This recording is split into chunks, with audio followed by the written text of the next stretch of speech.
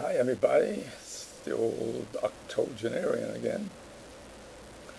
This evening I'd like to talk about Sugar Ray, the original Sugar Ray Robinson. I saw him fight 3 times.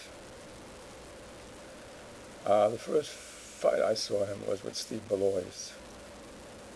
I have dates written down, you'll pardon me, Steve Balois, 1949. I don't remember the dates, so I had to look them up. 1949, it was no contest. Sugar Ray was 28 years old and he was at his best, up on his toes, beautiful jab, athletic, and the punch, a lightning fast punch with a real impact.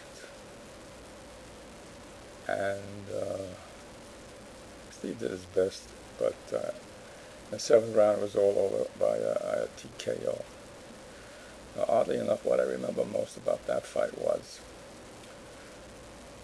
when his handlers came to pick him up off the canvas. There was one on either side, and they picked him up with one hand underneath his armpits, and one on each side. Now, you would think his feet would drop, and he would at least make contact with the ground as they walked him off. No, his knees were still drawn in. He was in the very same position he was when he was knocked down. You could say that he was knocked stiff. The second fight I saw him with was Joey Maxson, 1952. I would say that the midpoint of Sugar Ray's career. Now, that was a perplexing fight for me because I was sitting on the bleachers at the Yankee Stadium, and the bleachers, the left field bleachers, are about 360 feet from home plate, and the ring was on second base. So I was like maybe 300 or 250 feet away from the fight. When the excitement built because the fight was starting, the announcements were starting, there was a wave of young guys jumped over the fence.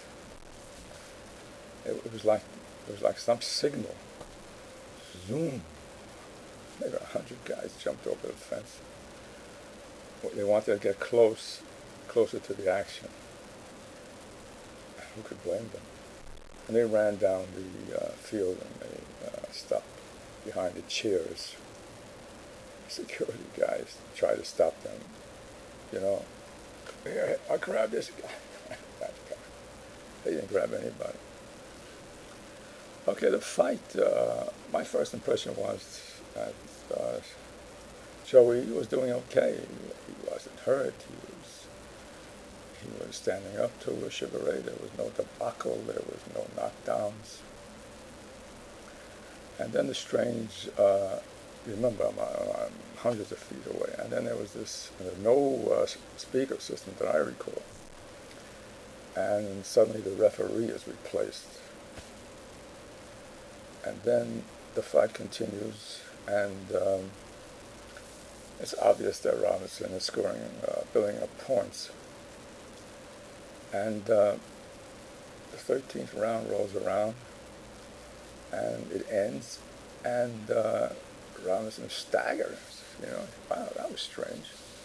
That was a surprise. And the bigger surprise, of course, was that the fight was over. And I wasn't quite sure what I had seen.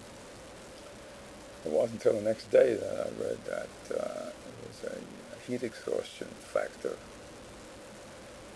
It was a long time ago, and who knows the quality of those lights above the ring. They must have been very, very hot, and it was late June. So if it was a 12-round era, Sugar Ray would be light heavyweight champion of the world at that time. That's how it goes. Last time I saw Sugar Ray was with Denny Moyer in 1962 at Madison Square Garden. Sugar Ray was 41 years old at that time, and he was losing fights and winning fights. It was not the Sugar Ray of old, but it was just a good boxer who had lost his punch. And the fight, I thought that Sugar Ray had won, but they gave the fight to Denny Moyer.